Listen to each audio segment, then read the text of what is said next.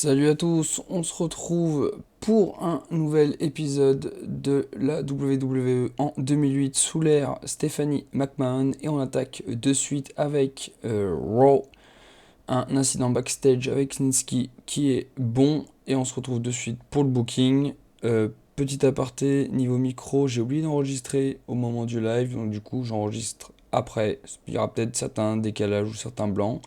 Faut pas s'inquiéter par rapport à ça. On commence le show directement avec Jeff Hardy qui affronte Snitsky dans le pré-show.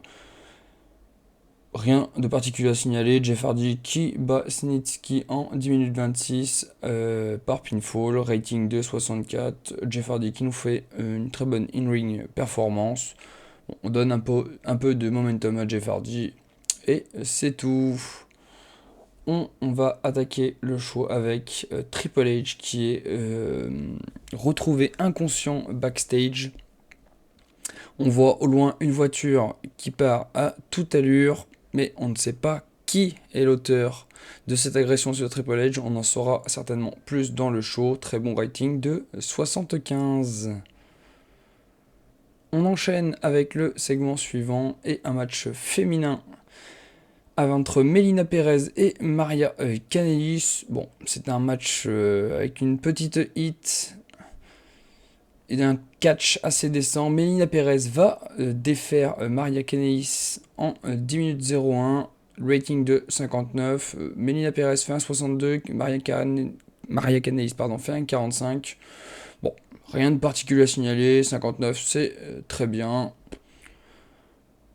On va ensuite retrouver Melina Perez au micro et elle va parler de son match à WrestleMania contre Mickie James. Elle annonce qu'elle va prendre le titre et que Mickie James ne pourra rien faire face à cela. Ça fait augmenter un petit peu la hit de cette storyline, 62, c'est plutôt intéressant.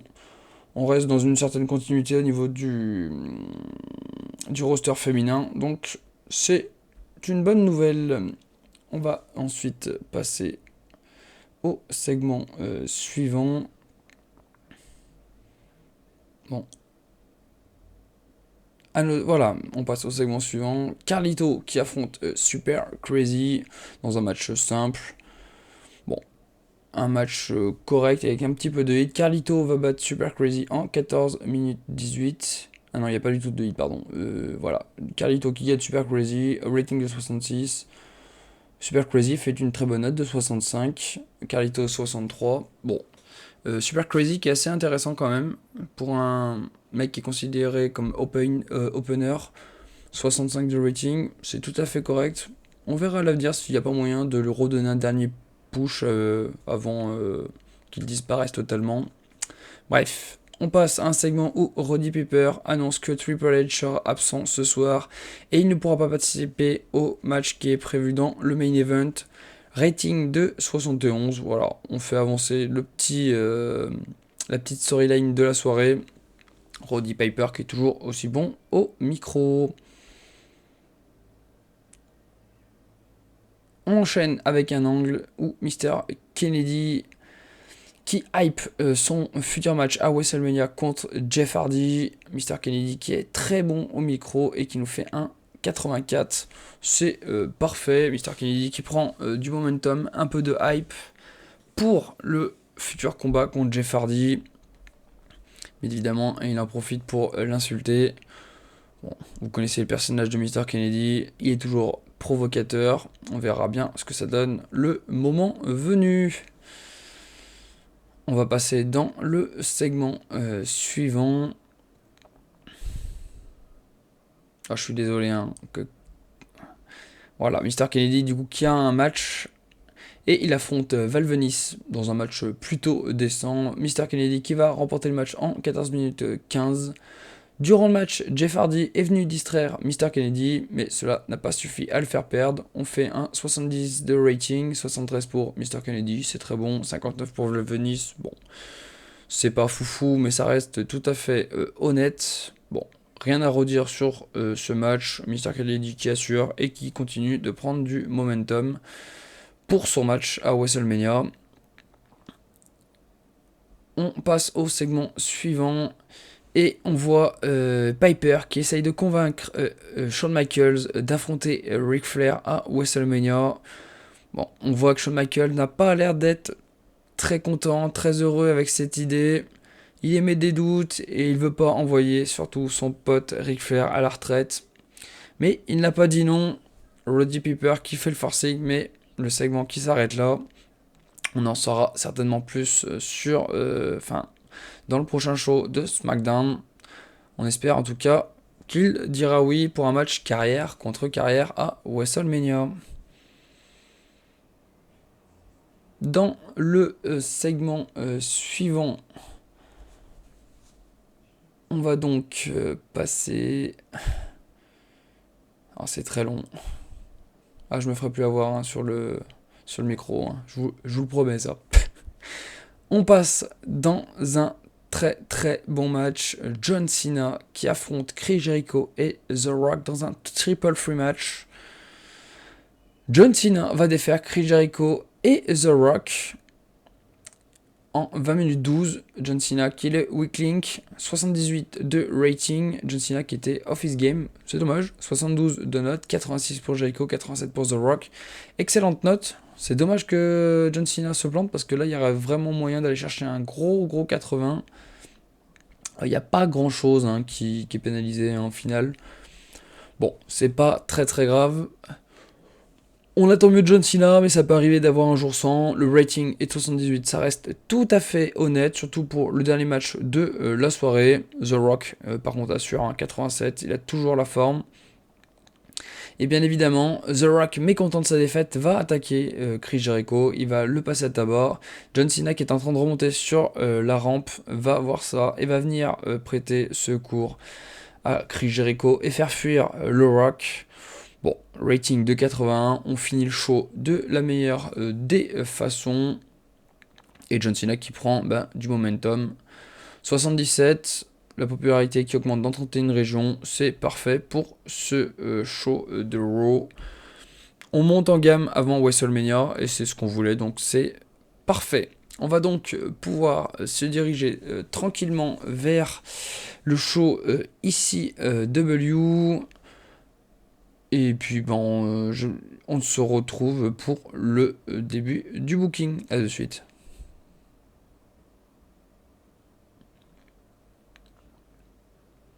Et c'est donc parti dans ce pré-show de ECW on Sky-Fi avec Nunzio qui affronte Matt Striker dans un match simple. Et Nunzio va battre Matt Striker en 8-11, 62 de rating, 61 de notes pour Nunzio, 53 pour Matt Striker. Nunzio qui nous fait une très bonne performance et qui confirme qu'il est très bon dans son catch in ring. Matt Striker n'est pas si dégueulasse que ça, je me rappelais pas qu'il catchait aussi bien. Aussi bien. 53 c'est honnête. Voilà, on va pas se plaindre, mais je pense qu'il passera color commentateur assez rapidement. On verra en tout cas par la suite ce qu'adviendra Matt Striker.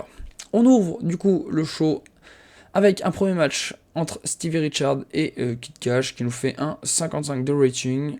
Stevie Richards qui revient de blessure et qui va battre Kid Cash en 10 minutes 26. 57 de notes pour Stevie Richards, 42 pour Kid Cash.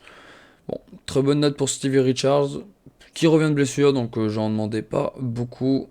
C'est honnête, 57. J'espère qu'il va remonter dans les 60 assez rapidement. Mais c'est un très bon opener. On voit backstage Kelly qui va donc motiver Kofi Kingston dans les vestiaires. On sent qu'il a un petit coup de mou le père Kofi. Et du coup Kelly qui l'encourage et qui le remotive.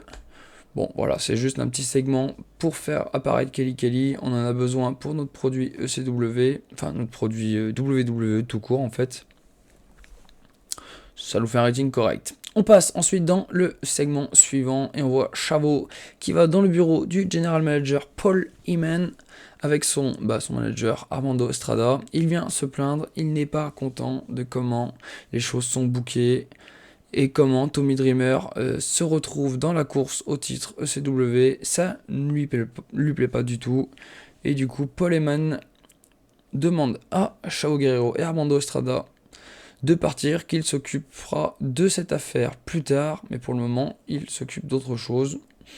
On va en rester là sur ce segment, ça nous fait 1,56. Bon, c'est pas foufou. Paul Heyman peut être très bon, mais le reste, bon, ça reste très compliqué.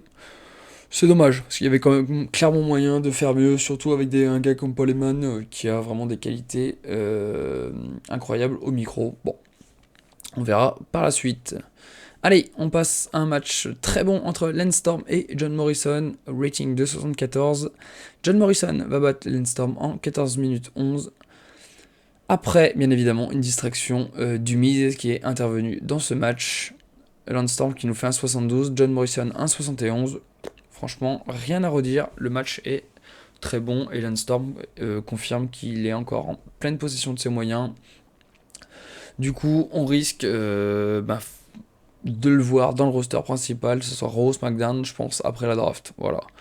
Je pense qu'il va pouvoir aider certains à s'établir sur une des deux branches. Donc, ça serait quand même plutôt intéressant. Ensuite, c'est une petite erreur. Tommy Chimel qui était censé interviewer Tommy Dreamer. Et malheureusement, je me suis trompé. On fait un 62 quand même. C'est quand même correct.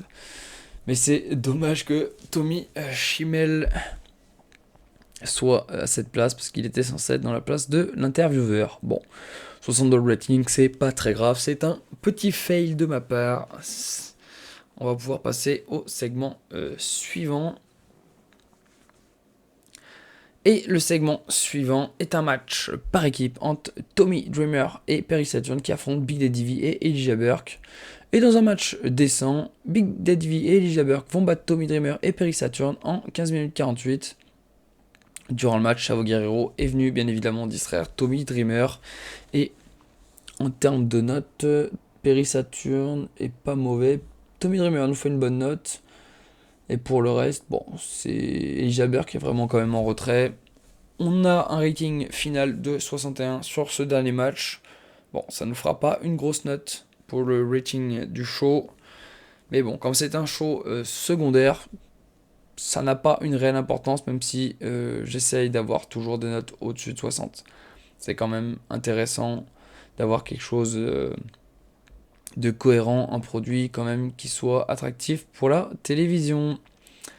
Allez, on va finir le show et on va voir notre note de finale. Allez, c'est un 63, c'est plutôt honnête. Je suis assez satisfait. Je pense que le match entre John Morrison et Lance Storm a fait monter cette note. 63, pas de note spécifique. On va donc pouvoir se diriger vers le booking de SmackDown. Pardon. On se retrouve de suite pour le show.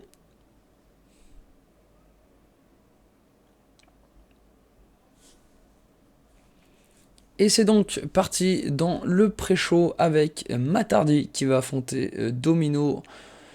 Victoire logique de Matt Hardy en 1 minute 20 avec son Twist of Fate. 61 de rating, 82 de notes personnelles pour Matt Hardy, 56 pour Domino. C'est pas foufou, mais c'est très bien comme ça. Et on commence avec une petite promo vidéo pour parler du retour de Torrie Wilson qui revient de blessure, rating de 56. Et on la retrouve sur le ring contre Takako Inoue dans un match pas terrible. Et sans aucune hit, Torrie Wilson va défaire Takako Inoue en 1 minute 34. 47 de notes pour Torrie Wilson qui revient de blessure, c'est plutôt honnête. Takako Inoue qui fait un 32 mais qui manque encore cruellement de popularité. Bon, 42 de rating total, c'est plutôt honnête pour ce match féminin. Surtout que Torrie Wilson revient de blessure, donc elle sera amenée à mieux faire dans les semaines à venir. On va donc voir ce qu'il se passe dans le segment suivant.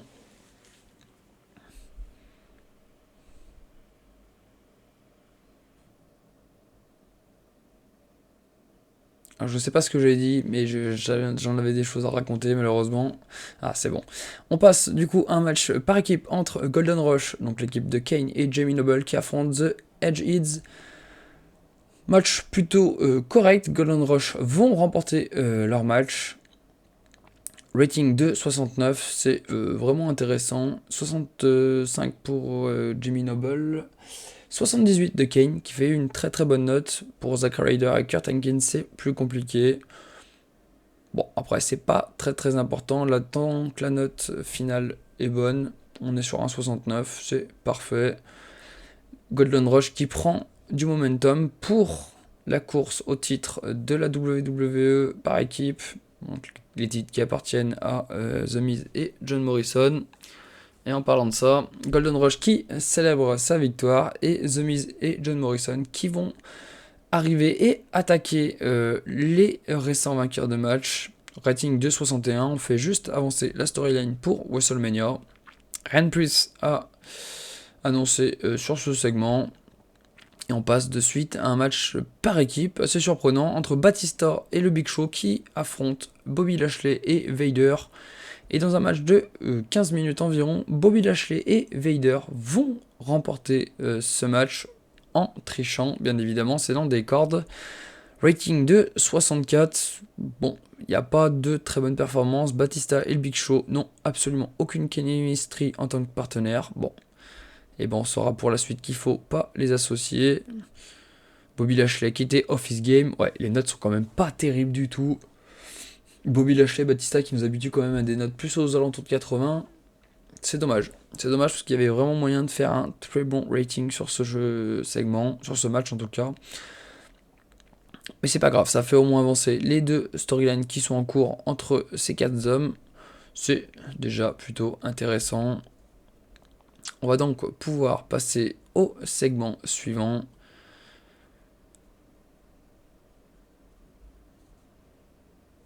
Et on voit Ric Flair qui est au téléphone. Il est en train d'appeler, il est en contact avec Shawn Michaels et il tente de le convaincre de participer à ce match carrière contre lui.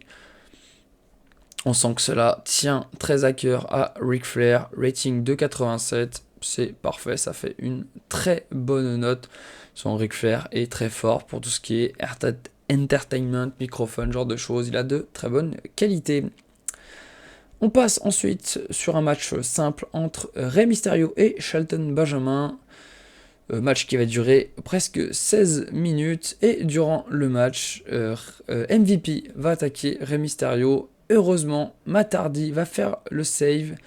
Il va, bon, j'ai mis attaquer Shelton Benjamin, mais en fait, il va attaquer MVP et il va permettre à Rey Mysterio de remporter son match. Rating de 75. Très bonne note de Rey Mysterio. Shelton Benjamin qui font le travail. La storyline qui avance contre MVP. Et bah, le segment qui perd un peu de qualité à cause de la non-sig qui est un peu pauvre. Mais ça, on verra après à WrestleMania pour les changements au niveau de ce côté-là. Parce que sinon, ouais, c'est vrai qu'on aurait pu faire une bien meilleure note. Enfin bon, c'est pas très important. De toute façon, le show continue après ce match avec un angle de signature de contrat entre Edge et l'Undertaker. Theodore Long est là pour la signature des contrats. Il n'y aura pas d'attaque d'aucun des deux catcheurs. Ils vont juste se confronter et l'Undertaker va faire son célèbre signe de mort à Edge. On sait que l'Undertaker vise le titre. Attention, il remet lui aussi en jeu sa streak du coup contre Edge à WrestleMania pour le titre poids lourd de la WWE. Un match qui s'annonce très prometteur. Et le show qui se termine sur un rating de 78. Bon, le pré-booking, on va pas l'accepter. On va juste regarder la note. Ouais, 75 de notes, c'est tout à fait correct. Le show a augmenté sa popularité dans 21 régions. C'est parfait. On fait un très bon SmackDown. On va donc se quitter et se retrouver pour la dernière semaine de booking du mois de mars. Et je vous dis à de suite.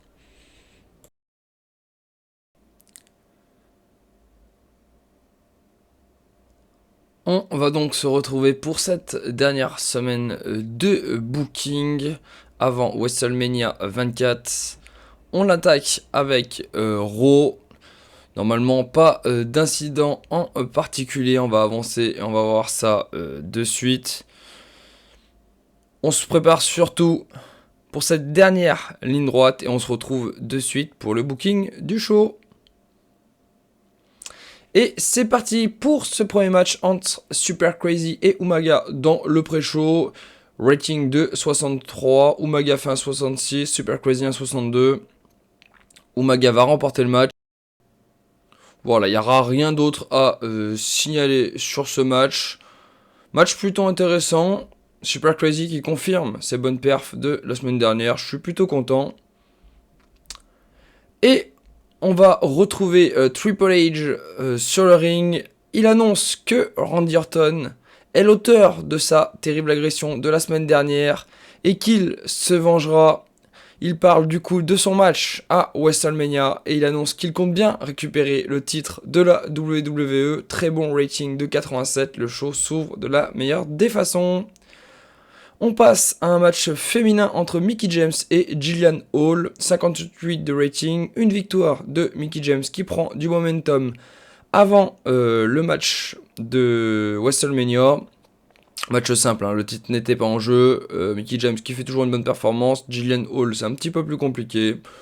Ça fait un rating de 58, c'est correct, ça fait avancer la storyline parce que Melina était à la table des commentateurs, c'est parfait. Et ouais, Jillian Hall qui doit être booké sur des petits matchs. Parce que son manque de niveau joue sur la performance. C'est dommage.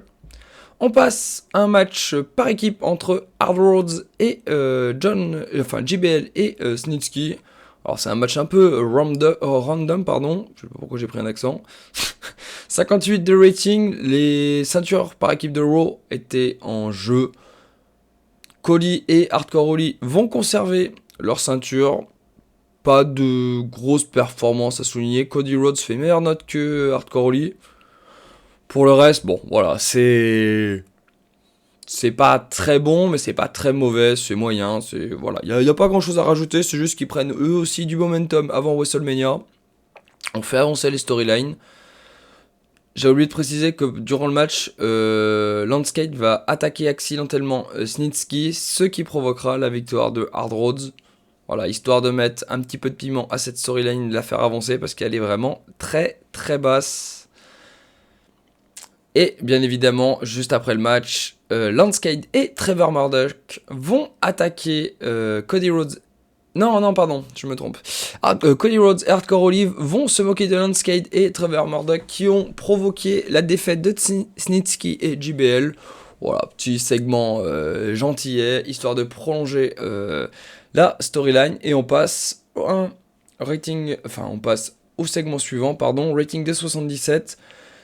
Orton qui provoque Jeff Hardy dans le vestiaire alors que Jeff Hardy discutait avec Roddy Piper. Et du coup, Triple H n'étant pas en état pour combattre pour ce Raw, Jeff Hardy sera le remplaçant de Triple H pour le match en main event. C'est le Roddy Piper qui l'annonce à l'instant. Très bon rating de 77, c'est parfait. Ça fait augmenter en plus la storyline, c'est nickel. On passe à un match simple pour une qualification pour le Money in the Bank. Non, je sais plus si c'était pour le Money in the Bank ou pas. Ouais, parce qu'il y a des trucs que j'ai fait après. Et comme là c'est une rediffusion, il me semble que oui, c'était pour le Money in the Bank. Chris Jericho va affronter Charlie Haas dans un très bon match de catch. Et c'est Chris Jericho qui va l'emporter en presque 15 minutes. Le match était trop court. Et ouais, deux très bons catchers qui ont une très bonne in-ring performance. Bon, 73, c'est correct, même si on aurait pu faire, je pense, certainement beaucoup mieux.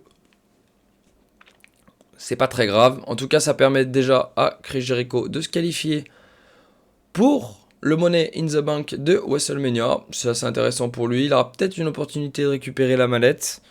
En tout cas, c'est le segment qui est correct. Et on passe ensuite à Donc, je disais qu'on passait au segment suivant. Et c'est officiel, Ric Flair et Shawn Michaels s'affronteront à WrestleMania dans un match carrière contre carrière.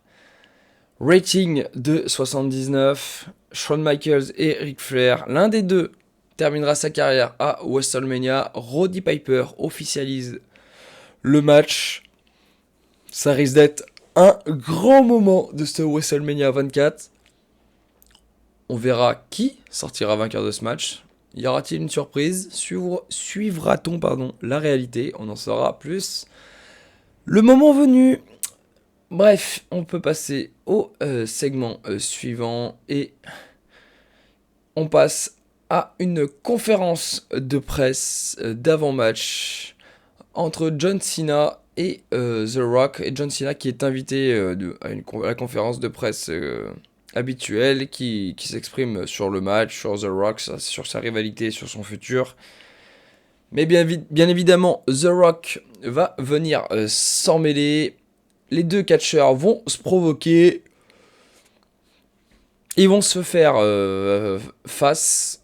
Et finalement, il n'y aura pas d'échange physique.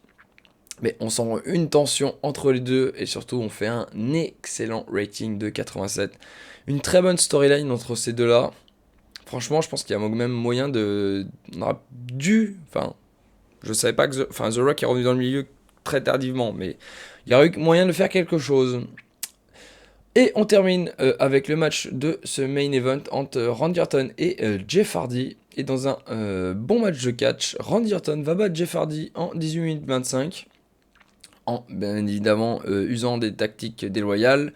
Rating de 74, Jeff Hardy qui est off his game. Randy Orton nous fait un 75. Bon, c'est dommage, les deux ne cliquent pas en plus. On fait quand même un 74 sur quelque chose où il y a un office game, deux personnes qui cliquent pas. Bon, c'est plutôt encourageant pour la suite. Mais bon, je reste satisfait. Pour deux personnes auxquelles c'est pas censé marcher, 74 ça reste correct. Bon, ça risque de nous plomber peut-être un peu la note du show. J'espère que la conférence de presse a aidé au rating total du show. On est sur un 77. Le show augmente sa popularité dans 31 régions. On fait un dernier row assez solide. Et puis on va pouvoir passer maintenant au prochain show qui est ECW. Bon, ECW, on sait qu'il n'y a pas grand chose à booker dessus. C'est plutôt il y a deux petites storylines en cours et sinon c'est tout. Et en fait, je pense que j'ai changé d'avis sur le show ECW, mais je vous en reparlerai le moment venu. On va choisir une salle et on va se diriger pour pour ECW puis SmackDown. À de suite. Et on se retrouve dans le pré-show avec un match entre le Boogeyman et Big Daddy V. Sur surprise, Big Daddy V va remporter ce match. 54 de rating, c'est dans le pré-show.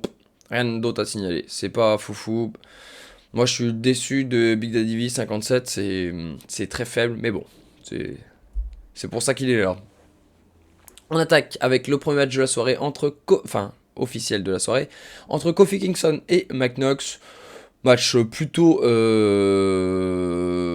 correct, il n'y a rien de particulier à dire. Mike Knox va s'imposer en 8 minutes 58. Durant le match, Kelly est venu distraire Mike Knox, mais sans que cela l'empêche de gagner. 54 de rating, c'est intéressant.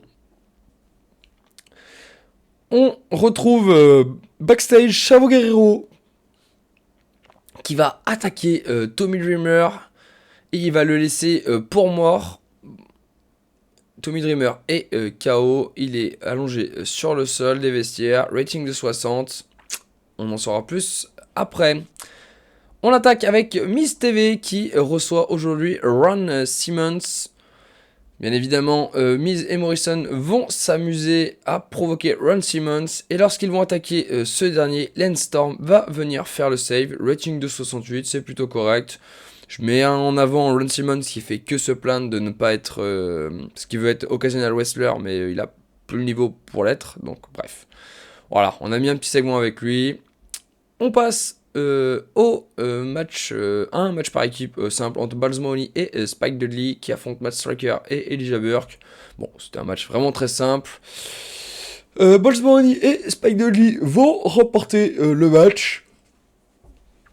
Spike Dudley qui fait une très bonne note, 68. C'est tout à fait honnête, rating de 56. Bon, on est sur quelque chose d'intéressant, ça fait augmenter la storyline en cours. Voilà, il n'y a pas grand chose à rajouter. J'essaye de voir un peu ce que valent les anciens extrémistes pour voir s'il y a moyen de les envoyer sur sur les deux cartes principales ou pas. Voilà, c'est plus du test qu'autre chose.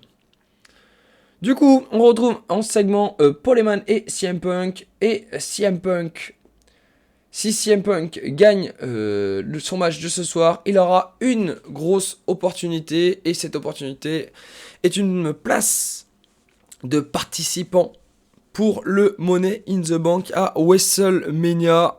CM Punk semble déterminé à gagner. Rating de 57, c'est plutôt honnête.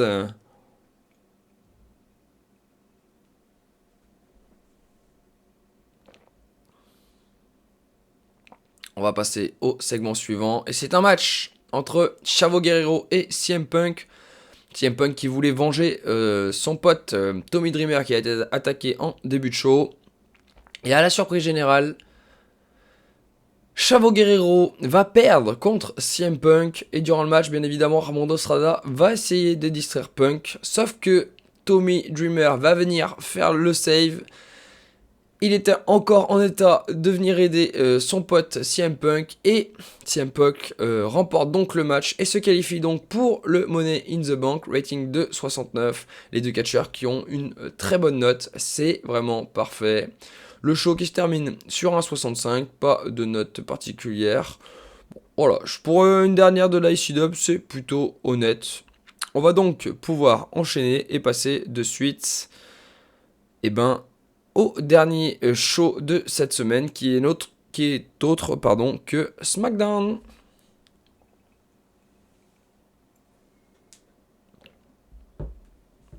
On attaque le show avec un match simple entre Tori Wilson et Victoria. Et c'est Tori Wilson, à la surprise générale, qui va battre Victoria en 9 minutes 26, 53 de rating. Bon, Victoria qui fait toujours des bonnes notes. Tori Wilson, c'est un petit peu plus compliqué, mais elle revient de blessure, donc je vais lui laisser un petit peu de temps. Mais bon, comme je l'ai dit sur les premiers épisodes, la division féminine va évoluer. Et ça arrivera, ne vous inquiétez pas. On attaque dans... toujours, non, c'est toujours, on est toujours sur la carte, il n'y avait pas de match dans le pré-show. Shannon Moore affronte Zack Ryder et Shannon Moore va s'imposer.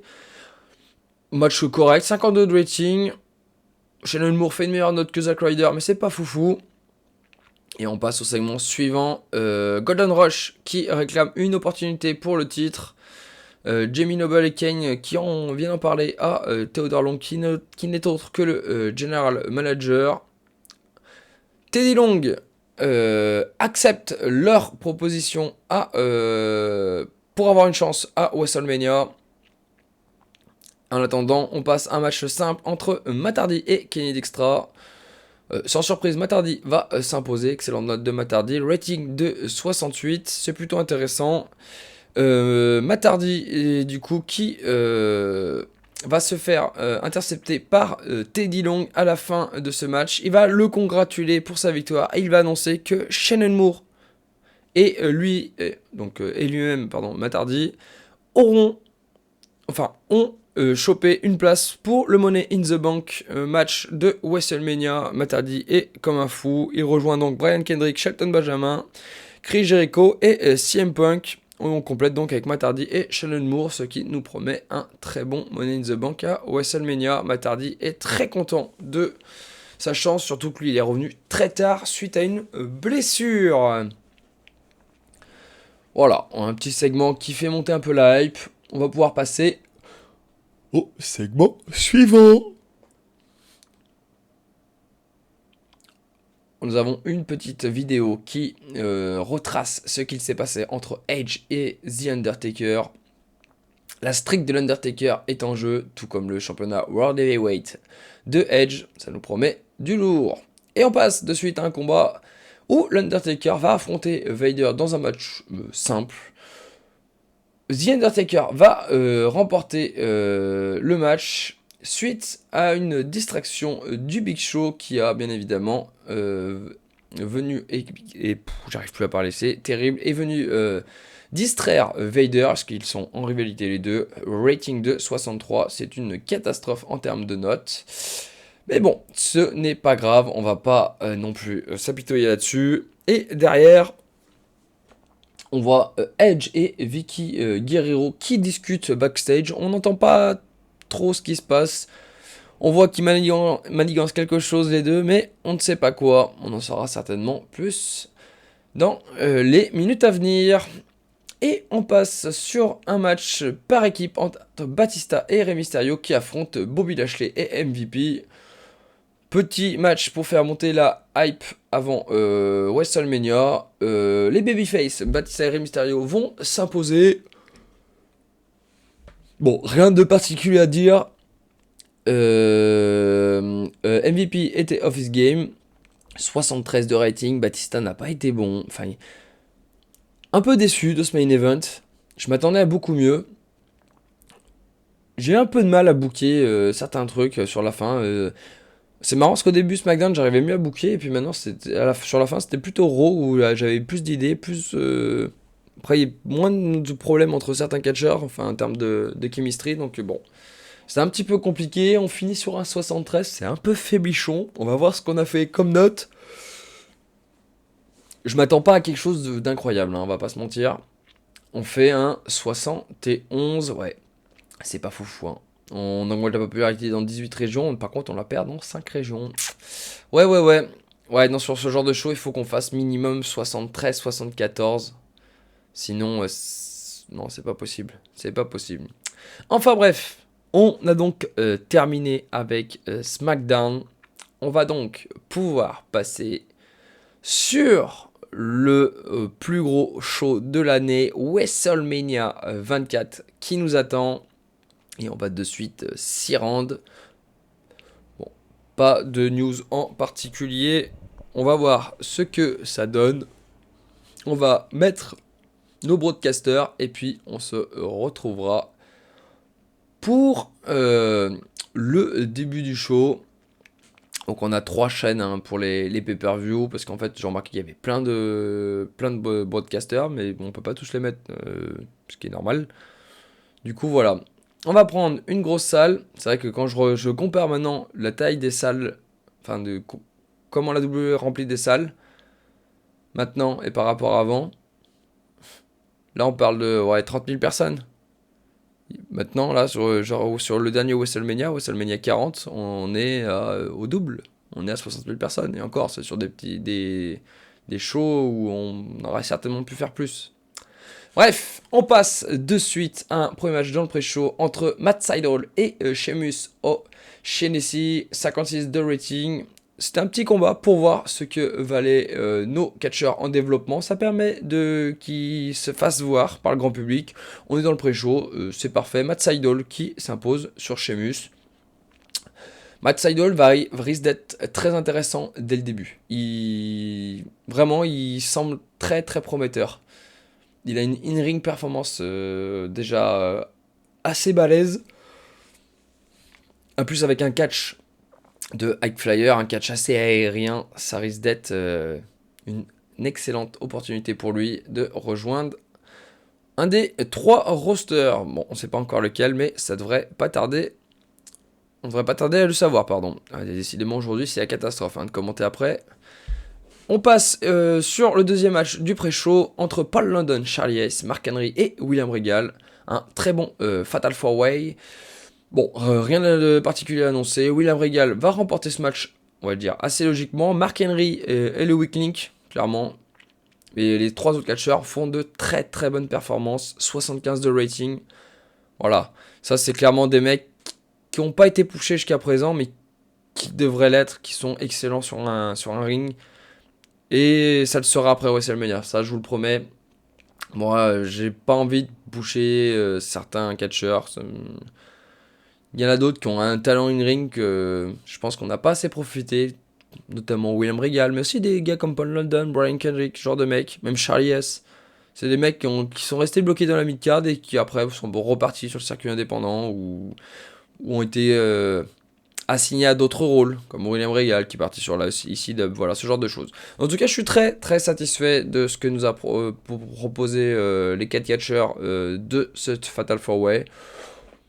On va donc terminer le pré-show sur cette note de 75. On met la foule en condition pour le début du show, et c'est Stephanie McMahon qui va venir micro à la main et qui va souhaiter la bienvenue à WrestleMania 24.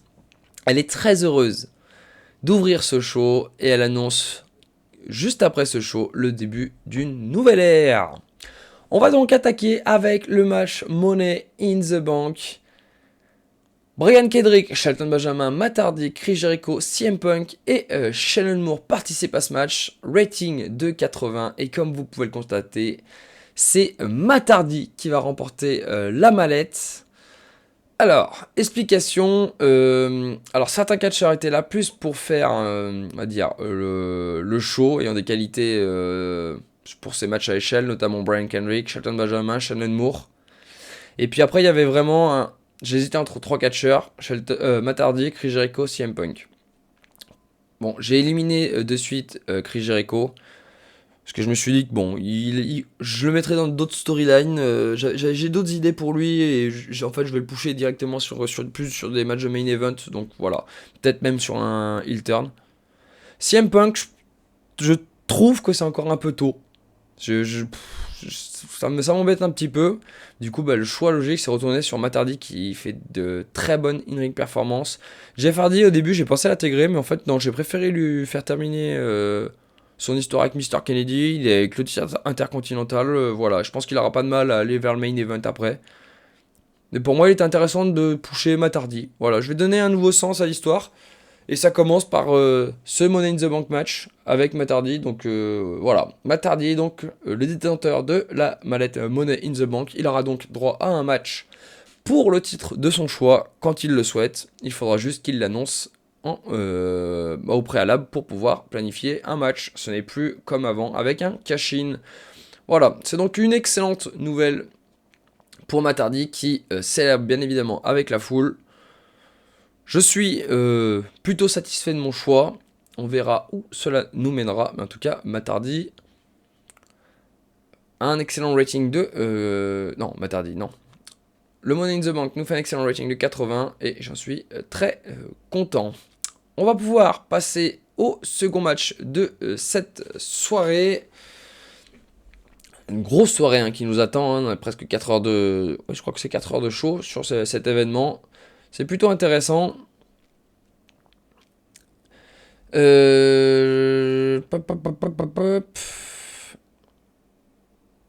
le problème c'est que j'ai tout dit trop rapidement et que du coup le segment je l'ai pas passé de suite. J'aurais dû le couper au montage. Bon là je vous avoue la flemme. Et ben voilà, c'est bon. On passe donc au match suivant entre le Big Show et Vader. Et dans un bon match de catch avec une bonne hit, dans un match décent de catch, pardon, et une bonne hit, Vader va battre Big Show et va mettre un terme à cette storyline. Bon, les deux catcheurs qui ne cliquent pas, donc des notes très basses. Big Show fait quand même un 69, c'est des notes un petit peu meilleures que ce qu'on a vu auparavant. Je suis très content que Vader reprenne un petit peu du poil de la bête, on verra comment on va le pusher pour la suite. On passe à un match pour le titre ECW World Heavyweight Championship entre Chavo Guerrero et Tommy Dreamer. Et dans un décent match, Tommy Dreamer va remporter le combat et prend donc le titre de la ECW, son deuxième de son histoire. C'est la deuxième fois qu'il remporte le titre de son histoire. C'est totalement mérité. Tommy Dreamer remporte le championnat. Son Chavo va partir dans une nouvelle branche. Après, il ne restera pas à la SCW, donc c'était assez logique qu'il perde le titre. Je suis très content de la performance des deux catcheurs. Rating de 65. Tommy Dreamer mérite le titre pour service rendu. C'est parfait. On va pouvoir passer au segment suivant. Et ne vous inquiétez pas si vous voyez Beth Phoenix champion Women's. J'ai fait une petite erreur. Lorsque j'ai fait le montage, voilà, donc vous inquiétez pas, c'est normal, ça sera modifié par la suite. On passe ensuite à un match simple aussi contre Batista et Bobby Lashley. Bon, le match manquait de psychologie, parce que les deux catcheurs font un 77-78, le storyline a avancé et s'est arrêté dans ce segment. On est sur un rating de 69, Batista remporte le match. Bon, pas grand chose à dire. Voilà, c'était pareil, une storyline pour occuper les deux jusqu'à WrestleMania. On va pouvoir passer sur quelque chose d'un petit peu mieux. Parce que Batista mérite quand même un push, je pense, un petit peu plus intéressant. C'est vrai qu'en réalité, il avait été mis de côté, il avait affronté Umaga dans la réalité. Là, on a mis Bobby Lashley, un adversaire un petit peu plus intéressant. Mais bon, ça reste quand même très faiblichon. J'ai hâte de passer à la suite pour ces deux catcheurs. On passe au championnat World Tag Team de Raw. Hard Rods défendent leur ceinture contre Murdoch et Cade. Dans un match décent, Hard Rods vont conserver leur ceinture en termes d'un bon match. Rating de 58. Cody Rhodes continue à faire de bonnes performances. Lance Cade est le meilleur catcheur sur le ring. Bon, je suis content. Cody Rhodes qui progresse bien. Hardcore Holly, bon, c'est un petit peu plus compliqué. On va le laisser en équipe. Là, pour l'instant, ce qui se passe avec Hard Rods me plaît. C'est plutôt cohérent, intéressant. Donc, ils vont rester champions pour le moment. On va amener de nouvelles équipes du côté de Raw et je pense qu'il y aura une nouvelle dynamique dans les semaines à venir. On passe donc sur le match pour le titre intercontinental entre Jeff Hardy et Mr. Kennedy. Et dans un bon match et avec une descente hit, Mr. Kennedy va donc devenir le nouveau champion intercontinental. Il va remporter le combat après avoir utilisé des tactiques déloyales. Rating de 72, Jeff Hardy a fait un 81, Mr. Kennedy un 78. Bon, le storyline qui a augmenté durant ce segment, elle se termine également.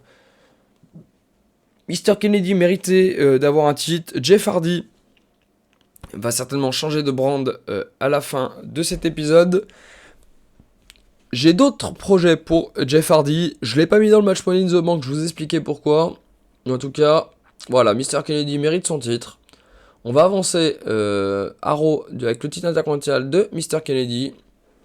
J'espère que ça marchera, mais j'ai confiance en lui. Le seul problème, c'est qu'il est souvent contrôlé positif aux stéroïdes, ce genre de choses. Je veux pas le mettre en réhab parce que ça peut être très long, mais bon, on verra ce que ça donne dans les semaines à venir. On va donc pouvoir passer sur le segment suivant. Et ce sont Miz et Morrison qui vont défendre leur ceinture contre Golden Rush. Et dans un décent match, John Morrison et The Miz vont conserver leur ceinture. Et en plus, de manière clean. Rating de 67, la storyline qui avance durant ce segment. John Morrison et Kane font de très bonnes notes. C'est vraiment intéressant. John Morrison est vraiment intéressant. Il a bien progressé. C'est vraiment cool. Jamie Noble, je suis sûr qu'on peut le faire augmenter un peu ses notes, surtout que lui, il a un arrêt de carrière prématuré, mais il y a moyen d'en faire un très bon mid-quart d'heure, Jamie Noble. En tout cas, sur le parcours par équipe, c'est intéressant. Rating de 67, je suis content, mais la storyline ne s'arrêtera pas là. On va donc pouvoir enchaîner sur le prochain segment. J'ai pas cliqué de suite, je suis désolé, je suis désolé pour toutes ces attentes, c'est dégueulasse. Oh. Dans un superbe match, l'Undertaker va battre Edge en 25 minutes. Il remporte donc le titre World Heavyweight Champion. Rating de 66 entre Edge et l'Undertaker. Je pense que le match a été trop long, malheureusement. Et du coup, Edge fait une bonne performance. L'Undertaker, il passe à côté de son truc. Et en plus, il est off his game. Oh, je suis déçu. Heureusement que je l'ai pas mis en main event. Bon, la streak de l'Undertaker continue. Mais par contre, ouais, c'est vraiment une réelle déception. Je m'attendais pas à une note aussi faible. La storyline ne s'arrête pas là. Je vais essayer de remonter ça parce que je veux pas terminer. J'ai bien fait de pas l'arrêter parce que 66, c'est vraiment honteux. J'ai mis un Steal the Show, mais je n'aurais peut-être pas dû. Pourtant, l'Undertaker, c'était les années prime un peu entre 2005, 2006, 2000 jusqu'à 2009. Mais ouais, très déçu. Je suis vraiment déçu. Bon, l'Undertaker qui remporte le titre. Et on va passer au segment suivant. Dans un match décent, Melina Perez va battre Mickie James. Après, non, va battre Mickie James et si voilà, c'est bien ce qui me semblait. Melina Perez va battre Mickie James en trichant. Et Melina Perez remporte le titre, le titre féminin de la WWE, rating de 54. Mickie James nous fait une très bonne note. Melina fait une note aussi tout à fait correcte. Je pense que la storyline manquait de hits. Bon, ça fait avancer la storyline. Melina est la nouvelle championne. Voilà, on fait avancer la division féminine pour le moment. Et on passe au match des États-Unis entre MVP et Rey Mysterio. Et dans un bon match de catch, Rey Mysterio va défaire MVP et il remporte donc le titre des États-Unis. Rey Mysterio qui est donc le nouveau champion. MVP qui fait pas une très bonne note. Je suis vraiment déçu de MVP. Il est main eventer et il fait pas des notes folles. Rey Mysterio par contre lui assure du feu de Dieu. Rating de 76. Très bien. Rey Mysterio qui confirme son talent in-ring. Donc changement de champion, hein. Les deux champions de SmackDown sur des titres individuels changent. Et on passe du coup au match qui était ultra attendu entre John Cena et The Rock. Et dans un match dit exceptionnel, The Rock va défaire John Cena en 17 minutes 33 avec son Rock Bottom. 80 notes pour John Cena, 86 pour The Rock, un rating de 84. La storyline s'arrête ici. Il y aura peut-être une suite plus tard. Mais en tout cas, je suis très très satisfait de cette storyline. John Cena et The Rock ont fait un excellent travail. Rating de 84, franchement. Bravo à eux. C'était très très bon. Je suis très satisfait. Après, voilà, le truc à la WWE, c'est que la popularité a un rôle majeur et The Rock est ultra populaire, surtout que c'était une époque où il n'avait pas catché depuis longtemps. Donc il était attendu, il revient un an plus tôt que dans la réalité, même plus. Parce que je crois qu'il fait je sais plus trop en quel show il fait, peut-être WrestleMania 27, non en fait il revient 2 ans plus tôt. Bon bref, là j'ai plus les stats en tête. On va donc passer au match suivant entre Ric Flair et Shawn Michaels, carrière contre carrière. Et dans un superbe match, Shawn Michaels va défaire Ric Flair en 20 minutes, je crois, c'est ça, 20 minutes 07. Shawn Michaels envoie donc Ric Flair à la retraite. Rating de 80. Bon, Ric Flair nous fait un 64. Et il nous dit que Ric Flair a du mal. Pour ça qu'il va prendre sa retraite. Shawn Michaels par contre nous fait un 87. Voilà, Shawn Michaels il est on fire. Incroyable Shawn Michaels. Il aura certainement un dernier run Shawn Michaels. J'ai envie de le pusher pour quelque chose de grand. Est-ce que je le ferai? C'est une bonne question. Mais en tout cas, Shawn Michaels qui assure sur un ring. Et bien évidemment, Ric Flair qui nous quitte donc. Je ne sais pas encore comment je vais le repositionner. Est-ce qu'il sera Road Agent? Est-ce que, voilà, personnalité? Je ne sais pas. Là, c'est vrai que c'est un truc que j'ai pas trop réfléchi. Je savais que j'allais le mettre à la retraite à ce moment-là. J'ai même mis un petit segment, le match est over. Shawn Michaels va célébrer, Ric Flair va venir lui serrer la main. La foule qui ovationne Ric Flair, voilà. Histoire de lui donner un good moment à WrestleMania. Rating de 79, c'est très bien. C'est ma façon à moi de rendre un hommage à Ric Flair. Sauf qu'en réalité, ce match à WrestleMania 24, il était incroyable avec le I Love You de Shawn Michaels. Franchement, un match que je vous conseille de regarder. On va donc passer au main event avec un rating incroyable de 90. Un match exceptionnel où Randy Orton va battre Triple H en 24 minutes 42. De manière totalement clean. Et Randy Orton qui conserve donc son titre de la WWE. Les deux catcheurs qui ont fait une incroyable performance sur le ring. 85 à 89. Rating de 90. La storyline qui avance dans ce segment. Et qui ne s'arrête pas. Puisqu'il y aura une suite à Raw juste après. C'est parfait. Franchement, j'ai fait le bon choix en mettant Randy Orton contre Triple H dans le main event. Je ne le regrette pas. Un rating de 90, c'est quand même pas déconnant. C'est quand même quelque chose d'assez intéressant. Je suis très très très très satisfait. Voilà, alors, j'insiste sur le trait, mais c'est assez incroyable. Et j'ai mis un petit angle de célébration pour Randy Orton, qui va donc célébrer sa victoire sur le ring.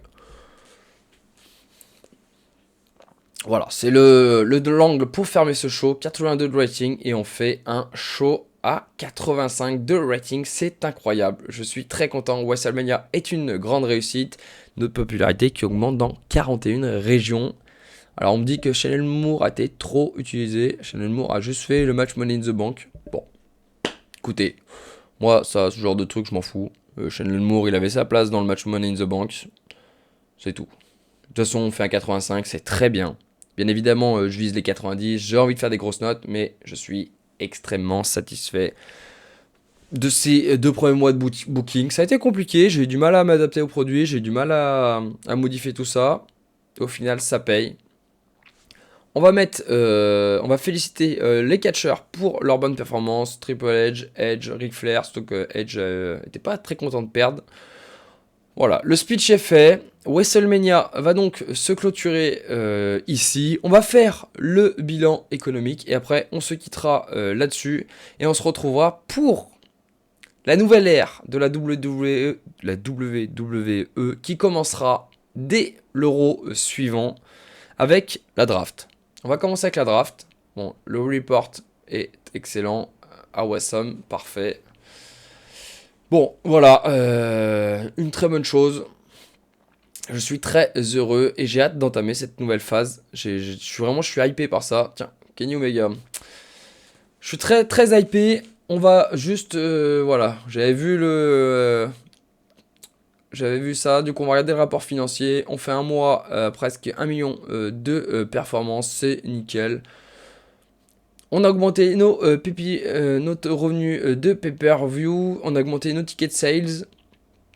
Le TV revenue, c'est exactement pareil. Les sponsors ont augmenté, la marchandise a baissé. Les workers, ça augmente un petit peu. On a pas mal dépensé du Minsk, pardon, parce que notamment, on a payé les catcheurs qui faisaient la gueule. Bref.